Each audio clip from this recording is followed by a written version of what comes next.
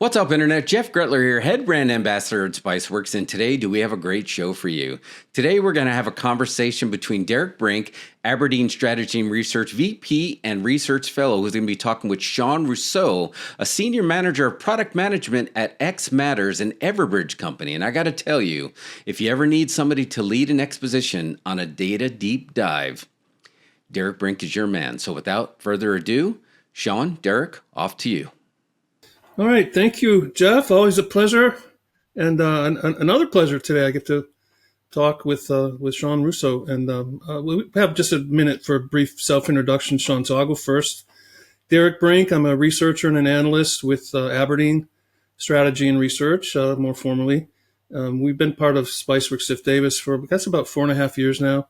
And before being an analyst in this sense, I was like you in product management and also some in product marketing, some corporate strategy. So I think we can, have common ground on some of those perspectives today. And I really like the role, and I love these kind of conversations, and I hope our audience will love it too. So let me just give you a chance to introduce yourself, and then we'll kick off. Yeah, thanks, Derek. Hey, everyone. I'm Sean Rousseau. I'm a product manager with xMatters, and very much focused on digital operations and on the xMatters product. I've been working on that for about 5 years now. So really excited to talk with you today, Derek, about digital resilience and how we can help organizations. Yeah, this term resilience has been coming up more and more as solution providers, vendors, if you want to use that term, talk about their solutions and communicate the value. So resilience is a word that they like. I think at first I was maybe a little bit, I don't know, is that the right word? But the more it's used, the more I get it. It's a word that captures a lot. I think it also comes with some challenge in that sense that it can mean a lot of things to a lot of people. So maybe we should start off just by, each talking about what we think it means. But as I said, it's come up a lot. So just from my perspective and research and other projects that we've done, there's definitely a technology side to resilience. And that seems to be what a lot of the listeners, I think, probably think of first. You think of what you want to think of, listeners, but I think a lot of the community might think of the technology things first. But there's also a people side to it. If you want to be resilient, you have to have people with the skills and maybe some training actually to be able to operate under pressure, and that takes some practice sometimes. So things like that. And then there's the business side too, which I hope we'll have a few minutes to talk about today. But anyway, it's an important topic and one that's more and more on people's minds. So that's my quick perspective. But Sean, if you want to try to frame it for our listeners today, just some high-level perspective and overview of how Everbridge and xMatters, view what's your vision for organizational resilience and just how what you work on fits into that vision. Sure. Yeah, happy to. So, resilience is all about keeping organizations running and ultimately an organization's customers happy. As far as Everbridge itself goes, sort of their high velocity CEM, it takes advantage of purpose-built AI and protects organizations from disruptions of critical events. It does this by combining market-leading innovation, decision-ready intelligence, and full lifecycle automation, really helping organizations know earlier, respond faster, and improve continuously amidst the increasing frequency and volume of critical events. Of course, I focus on Sorry to interrupt you. I just want to do the analyst thing, and not everybody might know the acronym CEM. So if we just first time. Critical event management. So whenever something bad happens in this world, whether it be in the physical world or the digital world. Gotcha. Yeah, thank you. For sure. So my focus, of course, is xMatters digital operations. And xMatters is very much the digital operations portion of what I just described. And so xMatters is an end-to-end incident management platform that automates each step of the incident lifecycle, right from event to resolution, reducing the frequency, duration, and cost of critical service disruptions. Its purpose-built AI also significantly slashes resolution times with seamless integration across any DevOps or ITSM toolchain, ensuring every team has the necessary context to avert disruptions before they occur. Very important, right? We partner with our customers to create workflows that lower mean time to acknowledgement, mean time to resolution, and really increase customer and employee satisfaction. ideally improving compliance and reporting along the way. You can, of course, build operational resilience into your digital services many ways, but we very much encourage automating the whole process, response through to resolution, with a platform like Everbridge xMatters. No, yeah, thanks, Sean. I know I might be over stressing this and maybe oversimplifying, but the distinction between the xMatters, your focus area, which you're calling end-to-end incident management, versus the critical event management. If you could just maybe circle back and describe both of those and how they are independent, but also how putting them together makes a difference. Yeah, absolutely. So Everbridge CEM very much focused on sort of your business continuity, disaster recovery, that sort of portion of your organizational resilience. xMatters is very much focused on, some service has an issue, making sure the teams can get after it and mitigate that as quickly as practical. And those two worlds, of course, interrelate with each other. So, if a data center goes down in the physical world, a flood or a natural disaster or something hits, that could be a big deal to your digital services. Might need to fail over to another region or something, and vice versa, right? If something goes bad in your digital landscape, it can have real consequences on the physical world now that so much depends on digital infrastructure. Gosh, I'm racking my brain for a better analogy, but this is the peanut butter and chocolate kind of thing. It's better together than alone, I guess. Yeah, absolutely. xMatters' specialty of automating incident response to solve technology issues before they become business problems really complements Everbridge's critical event management platform. Organizations are more resilient when their business continuity and disaster recovery efforts are supported by a robust digital operations solution like xMatters. Assessing that risk, analyzing impact, and planning response are crucial, of course. But if you aren't also automating your IT incident response, then you're missing a key capability in keeping your organization running effectively. Yeah. And this was part of the vision, if I understand it right, that you like I said, Aberdeen came under Spiceworks maybe 4.5 years ago, and similar time frame that xMatters was acquired by Everbridge. Isn't that about right? So that's part of the bigger vision, and you've been busy executing that these past 4-ish plus years. Yeah, absolutely. I feel really fortunate that in that acquisition, Everbridge has been so supportive of the xMatters vision and really helping us build out more and more the able to help our customers with that journey. Yeah. Do you find this is we didn't talk about this ahead of time, so I apologize forever for putting you on the spot. You don't have to answer. But I'm always curious to know about, you had a customer base and they had a customer base, and now you have a mutual customer base. But is there high degree of customers buy both solutions? Are you still building towards more and more common customers that use both products? How's that working out so far? We absolutely have customers that use both products, and there's big benefits there, right? Like if you are planning out your response and you got your playbooks and your task lists and all that figured out from like a disaster recovery perspective, you're probably also doing that in an IT function with digital services in mind. And often the case in organizations is there can be like silos between those groups of people. And there, there's a lot of value to be had in those people working together. It can make a huge difference. Yeah. It's funny when I mentioned the people side, you're touching on a bit of it, I think. And it's in this case, technologies can help to bring the people side together, if you know what I'm trying to say. Don't Absolutely. you think? Yeah. You mentioned automation. I think we should just, focus on that for a minute. To a high degree, I think a lot of the resilience that we're talking about right now is made possible by the technological capabilities that have been developed with respect to, say, AI, machine learning. This is how automation is increasingly done, and these technologies play an increasingly important role in some of the things we're talking about, specifically automation. So, in other words, automation is the end, but let's talk about the means to that end a little bit, the underlying technologies. Sure, yeah. So xMatters at its core provides native process automation. It seamlessly handles issue remediation for detection and resolution, all within that platform. There's no external automation module or anything like that. The AI-driven service intelligence goes beyond manual troubleshooting, automating next steps and providing actionable insights. It uses signal enrichment, pretty darn handy, to gather external data, delivering a complete understanding of issues and enabling auto resolution when practical Not always practical, of course, but the holy grail, just automatically fix it without having to involve anybody. And it also provides actionable responses. So teams can act directly from notifications, bypassing the time-consuming need to log into an interface. And when it comes to enterprise scalability, xMatters stands out with a low-code, sometimes even no-code, user-friendly design that adapts to evolving needs. As a practical matter, Sean, when your customers bring this on board, is there some sort of maybe I'll just wait and see before I turn it on and let your platform automatically fix things? Is there some sort of let me monitor that and gain confidence before they sort of unleash it more fully?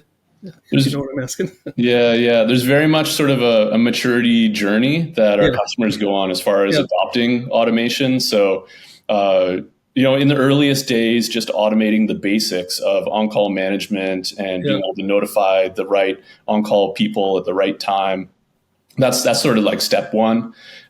Step two is that sort of integrating out into your landscape of other tools, your CI/CD pipeline, or whatever happens to make sense in your environment, so that when a signal comes in, the system can, in fact, reach out to those, gather more context, and then inform what should happen next. And at its most basic, that can be things like, should I be involving some other service owning teams that otherwise we wouldn't know to, or something like that. But it can also mean, let's run some diagnostics and send off that information right with that initial notification to make triage that much easier. You can imagine, right? You're on call, you get a page, it's 3 a.m. and you're in the cozy covers, you're sleepy, and so you pull out your cell phone, and that notification doesn't just tell you that something's on fire. It tells you context from a whole bunch of other systems that have been gathered automatically, so you can very quickly understand better what's going on here. Is this a major incident? Do I need to escalate this? Is this something as simple as, if I just restart the service, it's going to go away? Maybe just run that automation, pressing a button right from your cell phone, and roll over, go back to sleep. Like it can be pretty darn powerful. Yeah. Talk to me just a minute, and for our listeners' benefit, about your system needs to learn the environment, and environments are probably more alike than we think, but they're also unique, and your system needs to learn. And I'm sure there's an ongoing learning aspect to it, where what is the right response is something that I may want to tweak a little bit as time goes on. Just talk to me and to our listeners about that a little bit. Sure, yeah. So I guess there's sort of a couple things going on there. So a lot of the automation can be informed by that data in ways where sort of people can refine the process and set up your flows to better handle common cases. Being able to have a bunch of sort of very deterministic automations around, given these conditions, run these common mitigation actions, and then boom, it all works. So you blow away a bunch of VMs and have them rebuild themselves is a pretty common one that folks like to use. But there's another aspect to it, which is sort of that non-deterministic, involving AI, some of the more modern technologies around LLMs and that, and being able to harness just a lot more context. And being able to stitch together that data into better actions, better mediations or information or suggestions, whatever happens to be most helpful. How interesting. Is it fair to think about over time, maybe it's here already, but over time your platform will become more and more like a interactive, like full-fledged member of the response team? Is that a way to conceive it? Yeah, already it can act as sort of a junior resolver on your resolution team, in a sense. And over time, that's just going to get better and better as the technology gets better and better. Yeah. I wish I could remember the name now. There's a coding service that it was in the news because one of the big Wall Street banks said, we'll try it out, but it's got a name, Devin, I think its name is. You can hire a coder named Devin. That's the platform's name. So maybe one day you'll have to think of names here. One of the worst part of a product manager's job is in my personal experience, but naming things is really hard. It is. I feel so fortunate. We have a product communications team at Everbridge, which largely handles how do we figure out the right name for this thing. It feels like such a luxury. Haven't had that anywhere else I've worked. Well, count your blessings. That's good. Yeah. I think Something comes to my mind. It may be slightly off base, but I have to imagine some of our listeners might be thinking in a traditional cybersecurity context anyway, which is a lot of my projects over the years. What we've been talking about sounds a lot like the vision that people have had for many, many years about investing in the SIM, the security information and event management type of platform. And it was always about ingesting the data and getting all the data integrated and blah, blah, blah. But, taking action on it is what, in my view, never quite got as far down the vision as it should have. And so in many ways, what you're describing seems a lot more fully realized than the vision that SIM initiatives have had for the last decade plus. So I guess I have a two-part question for you. Is there any merit to that comparison? It's fine if you just say, Derek, you're full of it. But in any case, more importantly than that is that, the relative successes you've helped to achieve. Is it because of the integration and the automation? It sounds like you've already answered that, but I just want to give you another chance. Yeah, Derek, I got a lot of empathy for SIM vendors. Boosting the right signals out of all the noise with right context, right guidance along the way, and in complex environments is a really, really hard problem. And we didn't just solve all of this yesterday. We very much stand on the shoulder of giants, as it were. All the work that's been done over the decades and trying to figure out how can we actually accomplish this. And I think part of the magic there is that bridge between the digital and physical worlds that Everbridge has. Yeah. Incident management and critical event management are naturally complementary. In today's hyper-connected world, events in the physical world and events in the digital world often impact each other in significant ways. And organizational resilience benefits from holistically assessing physical and digital risk, analyzing their interrelated impacts, and planning to best prevent, recover from, and respond to incidents, automatically when practical, of course, always the holy grail. Yeah. But then learning from that response process and feeding that learning back into plans and automation can further increase resilience, and that can really be an amazing flywheel in improving the organization. I really do see a parallel here with sort of the DevOps culture movement. Right. I mentioned this earlier, but that breaking down of silo walls between critical event managers and incident managers can really empower organizations to move faster and reduce risk. Simple little things like collaboration and transparency around those playbooks and task lists can make a huge difference. Yeah, it's funny. I talked a little bit just in passing about the research that we have on skill sets that on the personal side, not necessarily the technology side. And those are examples, what you just mentioned, the ability to, communicate and collaborate and not every tech pro has those skills in abundance. And that's fine. And you don't have to have them necessarily. You can be very successful and make huge contributions without it. But I think more and more having both the technical side and these other kind of, I don't know what to call them. They're not non-technical, but they're these personal skills. It makes the tech pros even more valuable to the organization. That's go ahead if you. Well, I agree completely. And again, my mind goes back to all like the DevOps days conferences I've been to over the years, that kind of thing. Yeah. There's always speaking sessions around culture, soft skills, how to improve technology, not just by writing code, but by collaborating. And I see so much truth to that, right? Like there's so much value add unlocked by just people working together and helping each other understand how they can help each other. I think it's a good way the words to use to as we move on in our conversation, but the hard skills on the technical side and the soft skills more on the personal side. I think it's a great way to boil it down. So thank you for that. Sure. Dang it, that's my job as an analyst. I should have done that.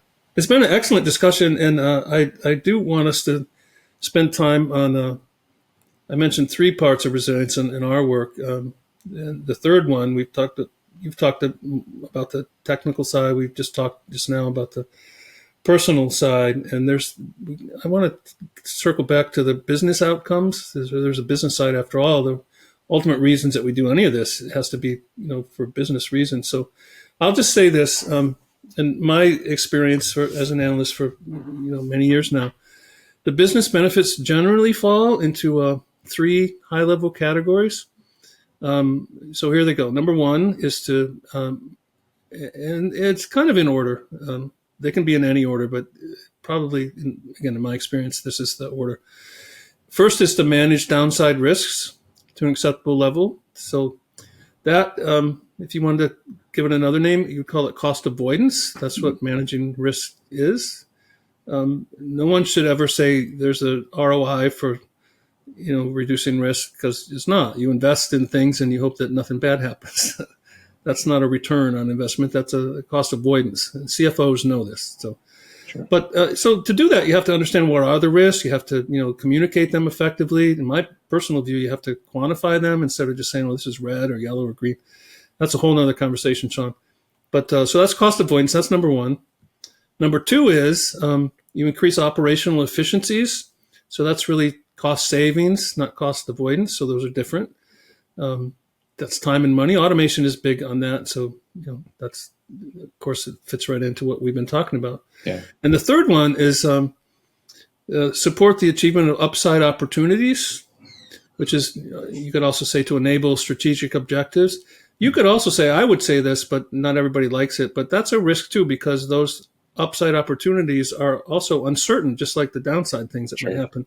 So to me, it's just the other side. It's the positive side of risk, but a lot of people like the word opportunity better. So anyway, the three: manage downside risk or cost avoidance, increase the operational efficiencies, which is cost savings, and support upside opportunities. So do you see the same thing, these three buckets? And how do you think xMatters and Everbridge align with these three?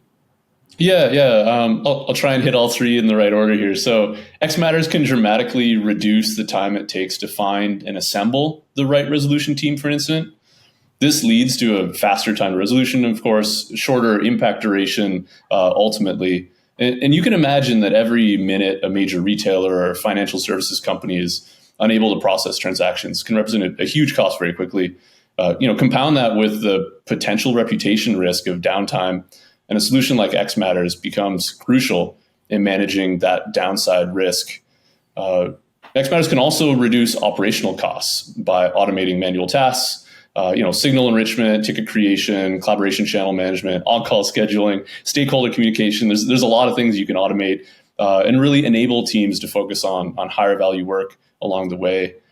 Comprehensive incident analytics, timelines, and post-incident reports can also really help organizations learn from events that are happening, improve their resilience over time.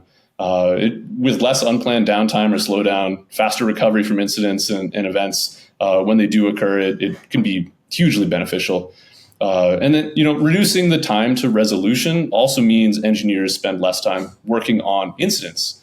They can spend more time delivering new capabilities for their customers, adding value for their customers. And with service owning teams freed up to focus on higher value work, they can focus their efforts on those upside opportunities, of achieving their organization's strategic objectives. Yeah, that's excellent. And well, thanks for humoring me and trying to address it in order. That's easy, not always easy to remember. I mean, and in our conversation, I've definitely heard the cost avoidance, downside risk part, and also big time the cost savings through automation. But then at the end, this connection that you made to, we free up people to work on other more strategically valuable things by giving them more time to focus on that. That's brilliant. And I just have to say, I'm not pandering to you, but in my long experience, it's a wonderful thing for a solution to tick the boxes in all three of those high level outcomes. That's not always the case, for sure. Yeah. And so I think it's worth pointing out to the listeners that what you're talking about at xMatters and Everbridge, it hits the business outcomes trifecta, if you want to call it that, here. So pretty cool. Good for you. Yeah, thanks. Yeah. Makes your job easier to do that. We always have limited time. So before we wrap up, I was hoping that you could share, one or two examples of how your solutions have helped a specific client to detect and respond to and recover from these critical incidents. And I was looking at your website for a couple. I did notice one. I'll just mention it now. You don't have to talk about this one, but one was the Rochester Institute of Technology. That's my undergraduate school in Rochester, New York. I got my undergrad degree in applied mathematics there so many years ago. I'd love to hear about that one, but if that's not at the tip of your tongue, that's fine. But any one or two examples that you do have would be great. I think our listeners would love to hear that.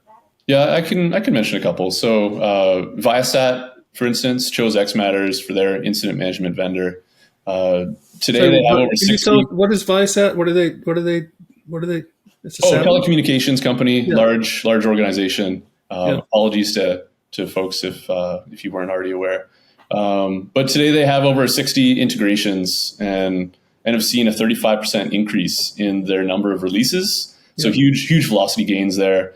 Using Flow Designer to orchestrate their incident management workflow has been really key in that. And they've actually reduced their MTTR to an incredibly small 30 seconds, which any organization should be pretty darn happy about. Yeah. It's even more powerful if you say, well, before it was like 3 days or something. But do you happen to know? I'm not sure. I would have to follow up, but yeah. That is amazing. And Flow Designer, just to be clear, that's a feature, is a module or something of your... that sort of automation engine that's at the core of xMatters I was talking about earlier, that's called Flow Designer. That's just the excellent. Good example. I should give another example. So Constant Contact would be another. So after implementing xMatters, they were actually able to half the number of incidents they were experiencing overall, and a 90% reduction in the number of SEV1s. Hugely accomplishment there for those guys. They did this by bridging their IT ops and DevOps tools like Nagios, New Relic, Splunk, Slack, and more with our no-code Flow Designer as well. And so really powerful automation there. Awesome. Yeah. So those are good and powerful examples. I'm sure. We're when we do the wrap up, we'll have a chance to tell people where to get more information and all that. So we kind of are at that point, John. Time flies. We have a good conversation, but I think it's just fair to give you the opportunity, maybe, to share any final thoughts with the audience. Any just final points to make if it didn't get a chance to make them before, or just reemphasize some of the key ones, and then we'll have Jeff come back and wrap us up. Yeah, sounds good. So we've talked quite a bit about xMatters and how automation can reduce mean time to resolution, reduce incident impact, and free up developers to deliver new capabilities for their customers instead of fighting fires. But I really wanted to mention that xMatters can help people sleep better when they're on call. I have a lot of empathy for SREs and DevOps professionals, not just for the SIM vendors. Being on call can be really, really stressful.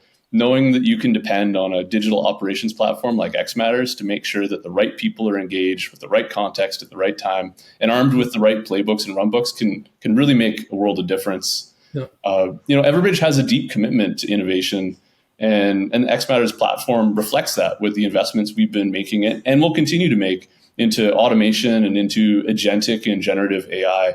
The ability for these technologies to proactively harness a huge amount of contextual data in support of incident commanders and resolvers is really making it possible to automate more and more and more of the incident response process. Incident commanders of the future are probably going to look a lot more like stakeholders do today, with AI agents taking on the bulk of the troubleshooting, mitigation, communication, and resolution actions, and just kind of reporting up to the incident commander for oversight and any needed human-in-the-loop approvals. Can't completely give control over the robots quite yet, but not yet.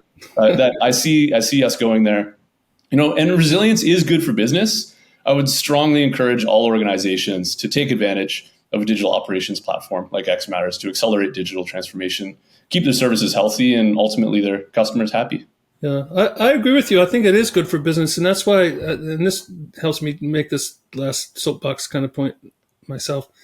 When I said in the beginning, I sort of, resilience, it's just another marketing term, but it is good for business. But you can't just say to the senior leaders and ask for more budget and say, well, our resilience score is 30 now, and if you give me another $1 million, I'll get it to 45 or whatever. That's just, to me, nonsense. I don't know who would invest in that. I mean, I guess companies do sometimes invest in that way, but when you can frame it in terms of reduce our risk, to automate and save costs, and also free up time and people, to work on more strategic things. That, to me, is how you make the case. And that's what resilience translates to. That is good for business. So I underscore what you said, 1,000%. I wish we could go on and on, but we are, as always, limited by time. So thanks to you, Sean. Great conversation. And as always, thanks to our audience for listening. I hope you enjoyed it as much as I did. And Jeff, with reluctance, I guess, I'll pass this back to you. All right. Thank you, Sean and Derek. Great conversation. Now, if you want to get started today with xMatters, go to xmatters.com/demo for a demo and solution review. Or if you want even more information, check out some of these blogs from xMatters. That's it for today. Don't forget to tech yourself before you wreck yourself, and we'll see you next time.